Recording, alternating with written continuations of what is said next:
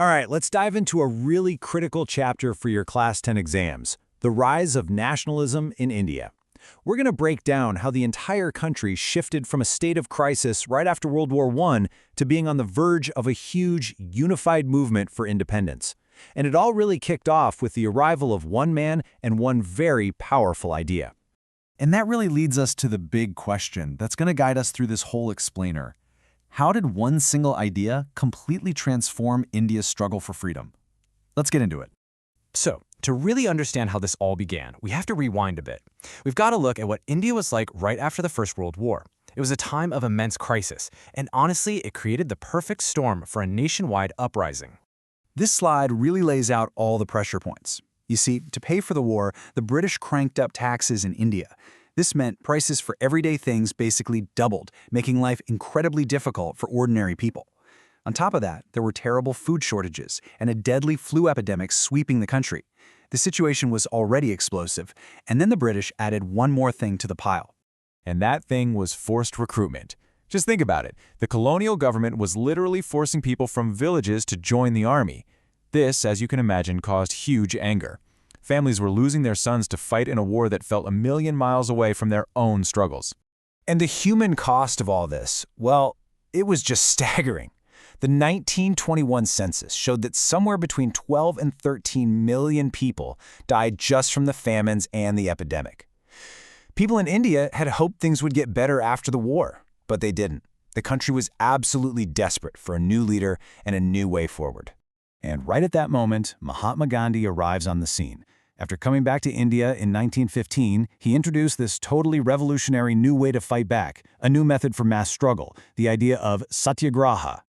You can really hear the core of the idea in Gandhi's own words. He explained that Satyagraha wasn't about just sitting back and doing nothing. It was an active fight, but a fight that was all about truth and nonviolence.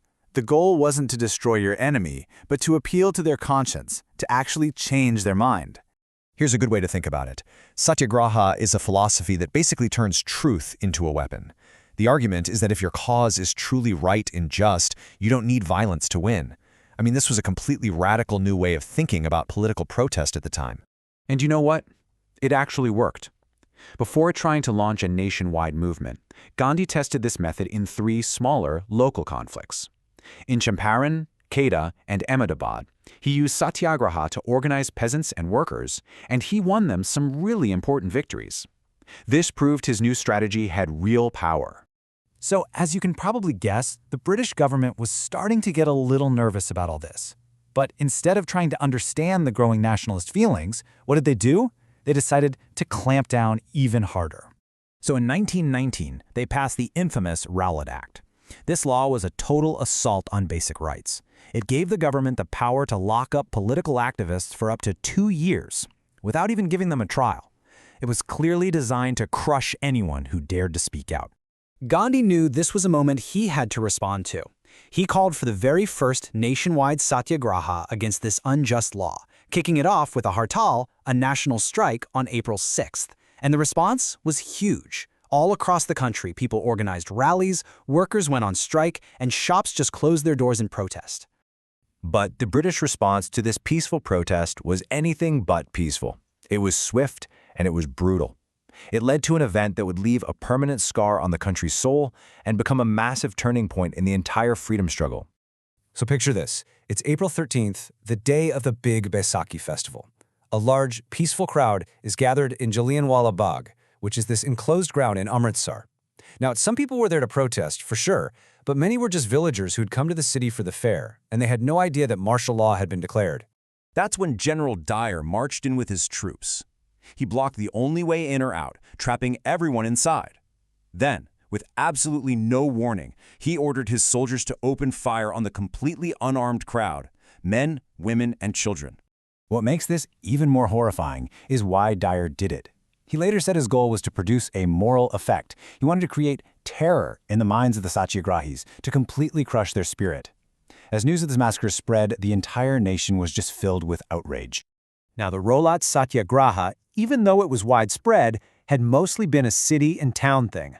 Gandhi realized that to achieve real independence, what he called Swaraj, he needed a much bigger movement, one that could unite all of India.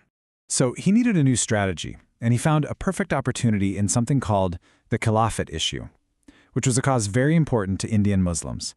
By taking up their cause, Gandhi saw a brilliant way to bring Hindus and Muslims together, to create one truly unified national movement. The main tactic for this new unified movement was going to be non-cooperation, and its primary weapon, the boycott. This just meant a total refusal to deal with, participate in, or support any part of the British colonial system. And this wasn't just a random protest, it was a carefully planned, step-by-step program. The plan was to start by having people surrender any titles the government had given them. Then it would escalate to a full boycott of the civil services, the army, police, courts, and schools. And finally, to hit the British where it hurt, their wallets, a boycott of all foreign goods. Okay, mission debrief time. Let's lock in these key takeaways for your exams. Remember this cause and effect chain. First, the hardships after World War I set the stage. Second, Gandhi brings in Satyagraha, this whole new philosophy of nonviolent protest. Third, the terrible Rowlatt Act and the Jallianwalla Bagh massacre turned that protest into a full-blown national movement. And finally, all of this led to the plan for a unified non-cooperation movement to fight for Swaraj. And that covers the essential groundwork of this chapter.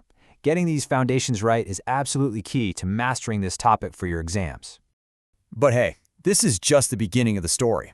Make sure you watch the other parts of this chapter right here on our channel. That way you'll get the full picture and be completely prepared. If you found this explainer helpful for your exam prep, do us a favor and hit that like button, share it with your friends, and subscribe to the A1 Institute YouTube channel. For admissions, detailed notes, or any expert guidance, you can always contact us. The phone number is right there in the description below. Thanks for watching, and happy studying.